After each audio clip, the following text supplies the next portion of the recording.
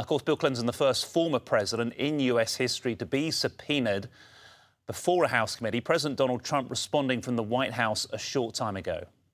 I don't like seeing him deposed, but, they certainly went after me a lot more than that.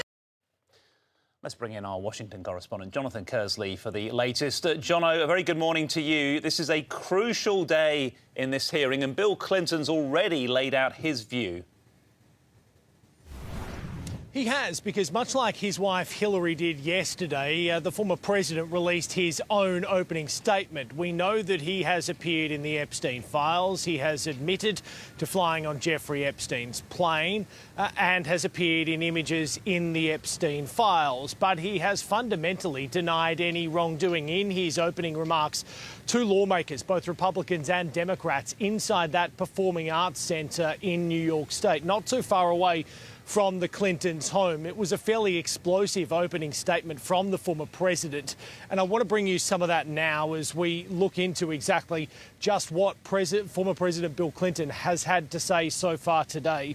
He said, "I had no idea of the crimes Epstein was committing. No matter how many photos you show me, I have two things that at the end of the day matter more than your interpretation of those 20-year-old photos.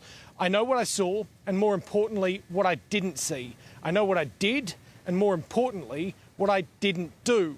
I saw nothing and I did nothing wrong." He also blasted the committee for calling in under subpoena his wife, the former Secretary of State, Hillary Clinton. Bill Clinton, as you said, this day is making history because he is the first former president to appear before a House committee under a subpoena. It has been 50 years plus since a former president has volunteered to appear before a House committee. This is the first time in US history that has happened under subpoena. Democrats have been making the very public push, as we heard just a short time ago, that they want to hold senior figures to account. They also want to make sure that the Commander-in-Chief, Donald Trump himself, can be called before this very committee, which is being held behind closed doors, but the testimony is being filmed. We heard Donald Trump respond from the White House a short time ago on his view on Bill Clinton being deposed today. Here's his view on whether or not he should have to appear before the committee. I don't like seeing him deposed, but, they certainly went after me a lot more than that. I like him, and I don't like seeing him deposed. I don't know anything about the Epstein files, I've been fully exonerated, yep.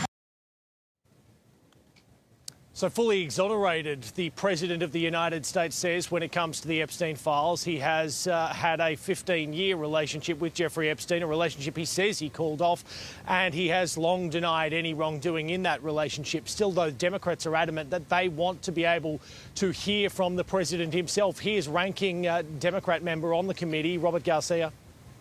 He appears in the Epstein files next to Jeffrey Epstein and Ghislaine Maxwell almost more than anybody else. So it's time for the president to answer questions about why files are missing from the DOJ, why there's been a White House cover-up, and why we continue in that administration to call this investigation a hoax. And John, all this going on while the Trump administration also has its focus on the Middle East, ongoing talks with Iran that haven't come to any successful conclusion. There has been a development this morning. What's the latest you can tell us? Yeah, the development essentially is that the United States government is telling non-emergency staff at its embassy in Israel to get out. Now, that is a reasonably significant move because 8 days or so before it carried out Operation Midnight Hammer last year, it did exactly the same thing. These talks with Iran to try and curb its nuclear enrichment program have been going on for some time now, and they are due to resume again in a matter of days' time. Marco Rubio, the Secretary of State, is going to make his way to Israel Monday, Tuesday local time there. And we've also seen satellite images released today of the USS Gerald Ford, the world's largest aircraft carrier, making its way into that region. It is there with the USS Abraham Lincoln, and we know that the United States has been bolstering its military presence in the area. There's some 22 fighter jets also stationed in and around this region as well. And President Trump spoke at the White House as he was making his way to Texas, where he's going to speak on the economy, saying essentially that he wanted to see more from Iran. He was not happy with the way that the regime was handling talks. Let's hear some of what he had to say about the idea of the US having to have some sort of military intervention here. It'd be wonderful if they'd negotiate really in good conscience, good faith and conscience, but they are not getting there. It'd be nice if we could do it without, but sometimes you have to do it with. When you looked at look, we have the greatest military anywhere in the world. There's nothing close. I'd love not to use it, but sometimes you have to. Essentially, President Trump has maintained the position that he has done for a number of weeks now, even in his State of the Union address the other day. That is that he wants to pursue a path of diplomacy, but very, very much leaving the door open to military action if a deal with the Iranian regime cannot be struck, Alex. John O'Kersley in Washington, thank you.